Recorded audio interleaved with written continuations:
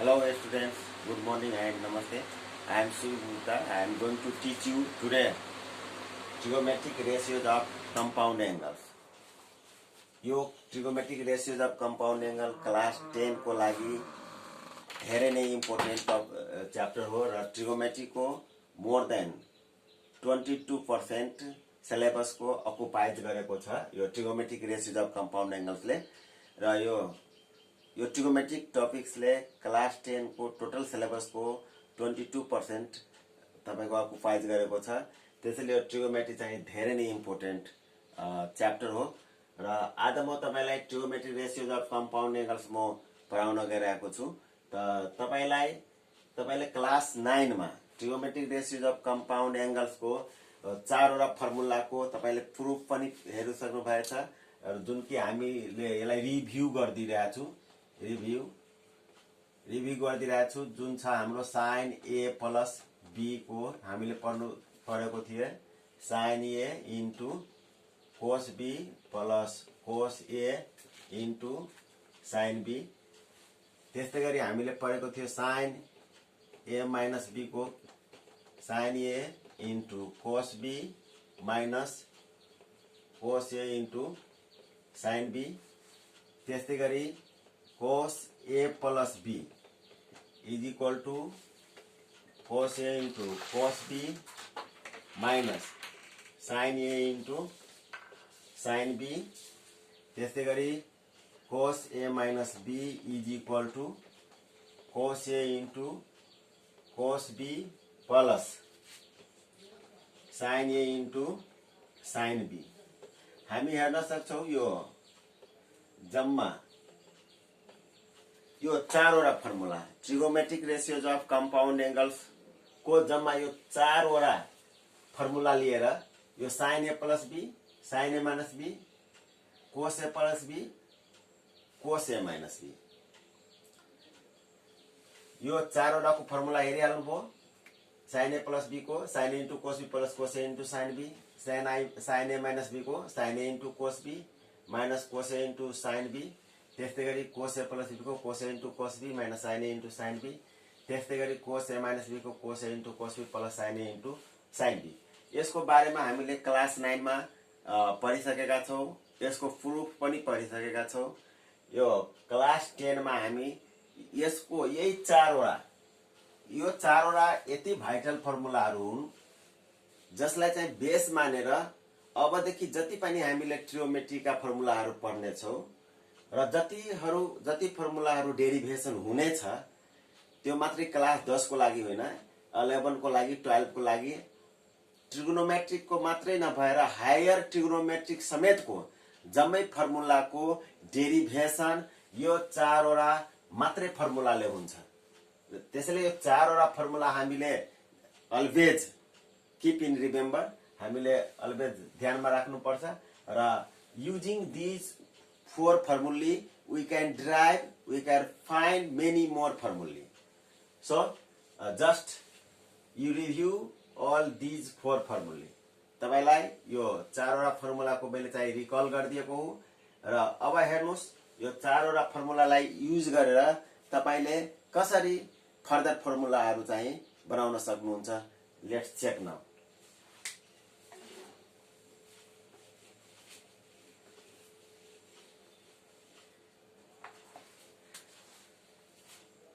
हाम्रो यो हेरिसकेको कि sin a plus b is equal to कति हुन्छ sin a into cos b plus cos a into sin b। यो हामीले हेरिसकेको यस्ता फर्मुला यदि हामीले यसको चारवटा हामीले हेरिसकेको हामी हेरौं tan a plus b। त tan a plus b मा के हुन्छ हाम्रो sin a plus b by cos a plus b। किन such right tan a is equal to के हुन्छ हाम्रो sin a by cos a। tan a plus b is equal to sin a plus b by cos a plus b किनकि हाम्रो tan a is equal to sin a by cos a हुन्छ। त्यो angle दिन्छ यहाँ छ angle a, so that angle a tan a sin a by cos A, tan a plus B sin a plus B by cos a plus B. हाम्रो यो sin a plus B को formula यहाँ हेर्न सक्नुहुन्छ, sin a into cos B plus cos a into sin b। र हामीले यो भन्दा अगाडि हेरिसकेको छौं कि कोस a प्लस बी बराबर कति हुन्छ हाम्रो, कोस a इन्टु कोस b minus sin a into sin b। हामीले हेरिसकेका छौं, हामीलाई यो थाहा छ sin a प्लस b बराबर यति हुन्छ भने कोस a प्लस b बराबर यति हुन्छ। त to obtain formula in the tangent form, tan को रूपमा फर्मुला प्राप्त गर्नको लागि हामीले डिभाइडिङ बाई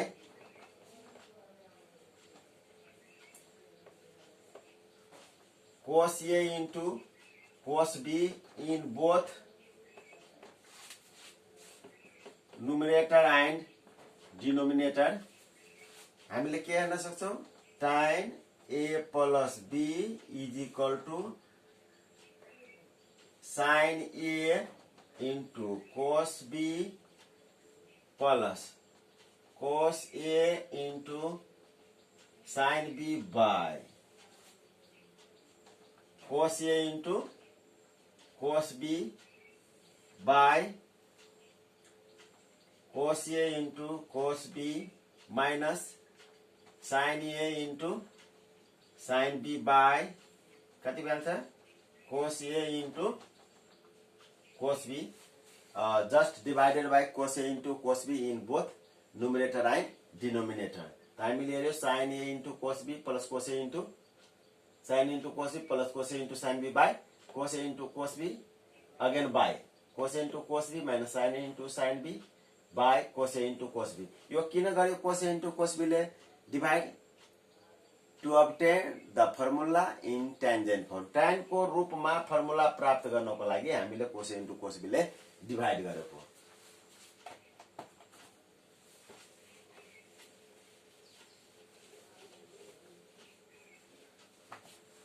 अब सेपरेटिङ द टर्म्स के हुन्छ, tan a plus b is equal to sin a into cos b by cos a into cos b, त्यसै गरी प्लस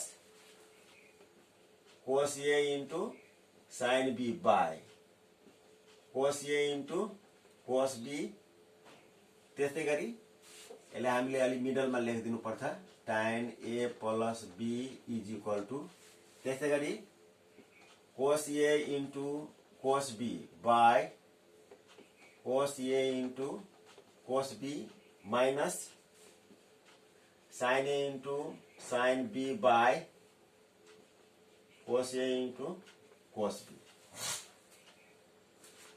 टर्म्सहरूलाई सेपरेटेड गरिदिएको, जसरी यसरी a प्लस b बाई 2 हुन्छ भने यसको अर्थ के भयो, a by 2 plus b by 2, यसरी गरेको हो। त देयरफोर हामीले के हेर्न सक्छौं कि tan a plus b is equal to cos b cancelled, so sin a by cos a, tan a minus plus cos a cancelled, sin b by cos b, tan b by cos a cancelled, cos b cancelled, so 1 rest minus sin a by cos a, tan a into sin b by cos b tan b। हामीले उता जम्मा 4 वटा formula हेरेको थियो र त्यही 4 वटा फर्मुलाको using भएर हामी कहाँ एउटा फर्मुला प्राप्त भयो, tan a plus b is equal to tan a plus tan b by 1 minus tan a into tan b। यो हाम्रो फर्मुला नम्बर 5। त सिमिलरली हामीले त्यसै गरी यदि हामीले tan a minus b को फर्मुला निकाल्नु छ भने त tan a minus b is equal to हाम्रो के हुन्छ, sin a minus b by cos a minus b। किन मैले अघि नै भने कि tan a is equal to sin a by cos a, tan a is equal to sin a by cos a, so that tan a minus b is sin a minus b by cos a minus b। त apply the formula by the same process. By the above process, you write down the formula for first sin A minus B. Similarly, write down the formula for the cos A minus B. Then after, divide in both numerator and denominator by cos A into cos B. Then again, separate the terms. Yes, in this way, you will obtain by the above process, tan A minus B is equal to tan A minus tan B by 1 plus tan A into tan B. By the above process. Same process तपाईले अपनाउनु बुझिहाल्नु भएको होला जस्तै apply the formula for sin A minus B. Again, apply the formula for the cos A minus B. Then after, divide in both numerator and denominator by cos A into cos B and separate the terms. You will get the formula tan A minus tan B by 1 plus tan A into tan B. त्यसैले हाम्रो formula number भइहाल्यो 6.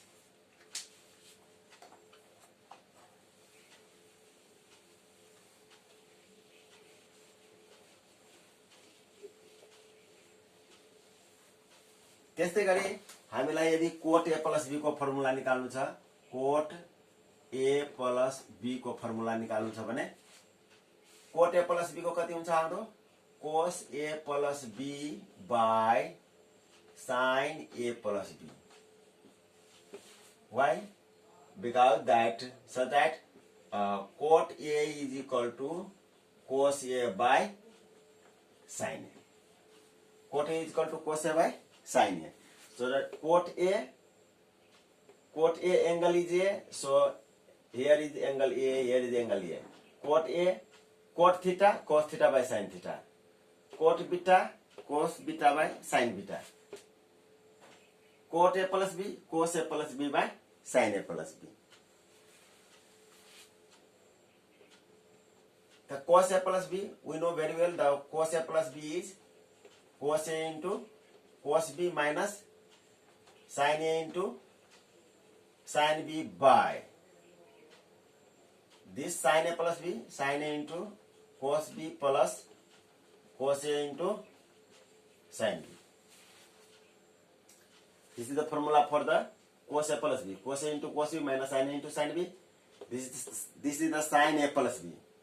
The sin A into cos B plus cos A into sin B. The two obtain the formula in the cot form or cotangent form. Cotangent form ma यसको formula obtain गर्नको लागि हामीले dividing by sin A into sin B in both numerator and denominator we get कति हुन्छ हाम्रो cot A plus B is equal to cos A into cos B minus sin A into sin B by sin A into sin B by sin A into cos B plus cos A into sin B by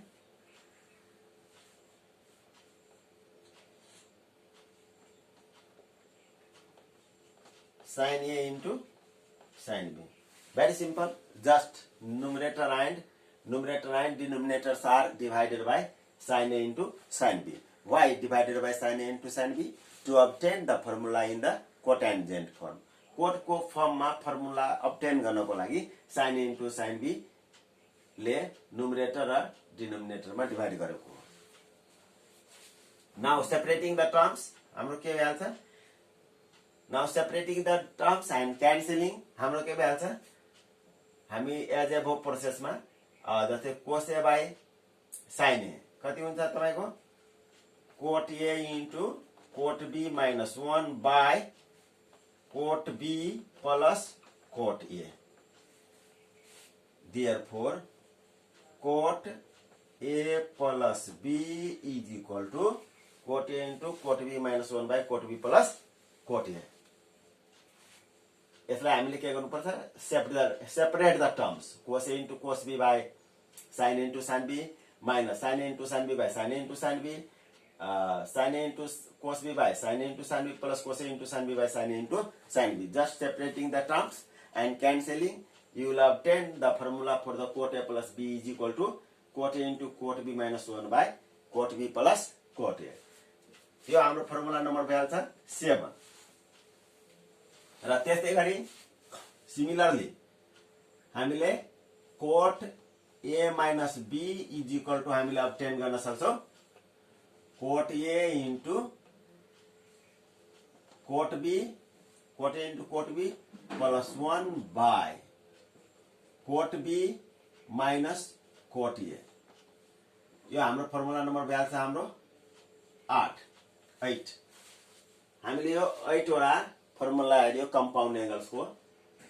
यो पनि very simple छ। यहाँ cot A minus B, त्यो right down same यो cot A plus B is cos A plus B by sine A plus B। For the cot A minus B, write down the cot A minus B is equal to cos A minus B by sin A minus B. Apply the formula for the cos A minus B. Apply the formula for the sin A minus B.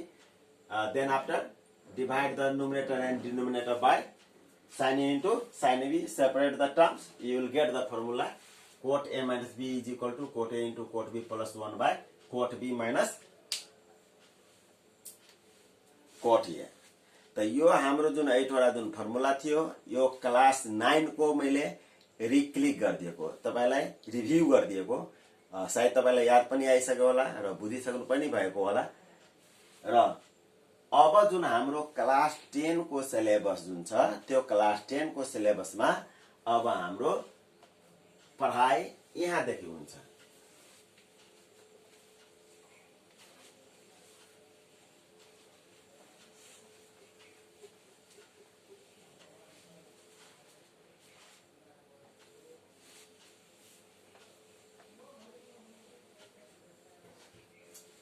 यो class 9 को review थियो। जो class 9 मा हामीले जुन पढिसकेका formula र त्यसको use पनि गरिसकेका थियो हामीले क्लास 9 मा। अब क्लास 10 को लागि यहाँको टपिक स्टार्ट हुन्छ ट्रिगोनोमेट्रिक रेशियोज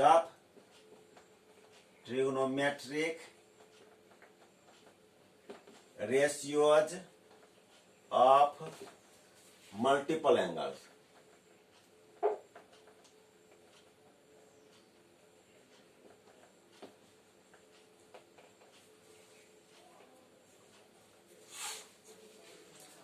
यो क्लास 9 मा हामीले जुन पढ्यो trigonometric ratios of compound angles. त्यो कंपाउंड एंगल्स भनेको के हो? Compound angles means that the sum and difference, sum or difference between two or more than two angles. हामीले यो हेर्यो कि sum or difference between two or more than two angles.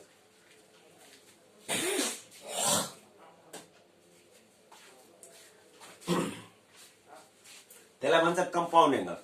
Multiple angles के हो भने यदि एंगल सँग यदि कुनै नम्बर्सहरु जस्तै 2, 3, 4 यस्ता लेटर्सहरु और नम्बर्सहरु यदि मल्टिपल को फर्ममा आउँछ कुनै एंगल सँग भने त्यसलाई भन्छ मल्टिपल एंगल्स। जस्तै हाम्रो यो भन्दा अगाडि हामीले पढेका थियौं sin suppose that A, now sin 2A, sin 3A, sin 4A.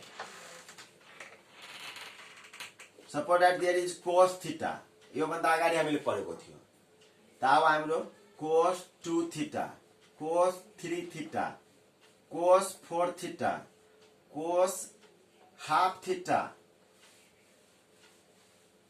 sin half theta or you can say theta by 2. त यस्ता एंगल्सहरु जुन छ हाम्रो यहाँ हेर्न सक्छ 2, 3, 1/2, 4 यो जुन नम्बर्सहरु जब एंगल को सँग प्रोडक्ट भएर आउँछ भने त्यसलाई हामीले भन्छ मल्टिपल एंगल्स। मल्टिपल एंगल्स जस्तै हाम्रो यो एंगल एउटा थीटा भइहाल्यो र फेरि यो पनि एंगल हाम्रो थीटा छ त हाम्रो टोटल एंगल कति भ्यायो theta plus theta equal to 2 theta त्यो हाम्रो भ्यालु के multiple angles when numbers comes as a product with the angles then it is called the multiple angles त मल्टिपल एंगल्स को हामीले अब चाहिँ यो क्लास 10 को लागि यहाँ देखि स्टार्ट हुन्छ ट्रिगोमेट्री र हामीले त्यसको लागि केही पनि पढ्नु पर्दैन हामीले जुन यो क्लास 9 मा पढेका जुन चारवटा फर्मुला थियो फन्डामेन्टल फर्मुला को रूपमा लिँदा पनि हुन्छ त्यो four वटालाई sin a plus b sin a minus b cos a plus b cos a minus b अगर यो फोर वटा फर्मुला थाहा छ भने त हामी 10 11 12 ट्रिगोमेट्री को र हायर ट्रिगोमेट्री को समेत जम्मै फर्मुला हामीले अन द स्पट डिराइभ गर्न सक्छौं त केही टेक्निकल कुराहरु तर बुझ्नु पर्छ त हामीले यहाँ के पर्यो कि sin a plus b बराबर हामीले पढेको थियो कि sin a into